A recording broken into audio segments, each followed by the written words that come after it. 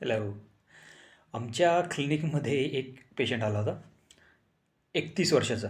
ठीक आहे. आणि फंगल इन्फेक्शन वगैरे होतं. थोडंसं चमडीचं थोडंसं आहे त्याला इश्यू होता. ठीक आहे. पेशंटला बघितलं मी आणि त्याच्याशी बोलत होतो आम्ही. ठीक आहे. तर एक गोष्ट जाणवली. म्हणजे त्याचं जे डायग्नोसिस होतं डायबिटीसचं, जस्ट इमॅजिन 31 इयर्स ओल्ड आहे. टाइप 2 डायबिटीस आणि रिसेंट डायग्नोसिस होतं त्याचं. तर त्याचं म्हणणं काय होतं माहिती आहे का? म्हणे डायबिटीस डायग्नोज झालं आणि त्यावेळेस अस्वस्थ होतो. मग औषधं चालू केली आणि औषधं केल्यानंतर बरं वाटलं आणि मग भावाने स्वतःच औषधं बंद करून टाकली, डॉक्टरला न विचारता. आणि त्यानंतर मग परत तो आजारी पडला आणि मग परत तो डॉक्टरकडे आला.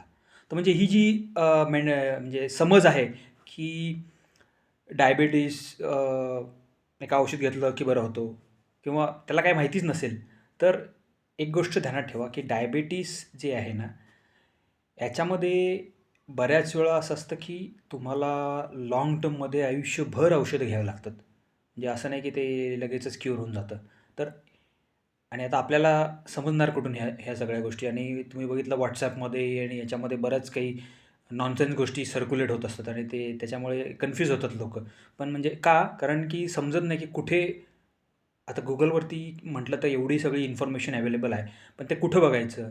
तर मोठ्या-मोठ्या ज्या स्टँडर्ड इंटरनॅशनल जर्नल्समध्ये जे पब्लिश्ड रिव्ह्यूड आर्टिकल्स असतात, त्याच्यामध्ये सगळ्यात हाय क्वालिटी इन्फॉर्मेशन असते.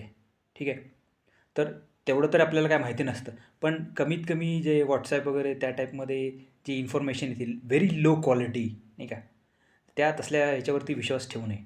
तर मला काय म्हणायचं होतं, की समजा कोणी रिसेंटली डायग्नोज असेल, कोणी डायबिटिक असेल, तर there is high likely chance की तुम्हाला नाही का आयुष्यभर औषधं घ्यावी लागणार आणि डॉक्टरच्या सल्ल्याने. त्यामुळे औषधं तर चालू ठेवाच, पण डॉक्टरला सुद्धा वेळच्या वेळी भेटा.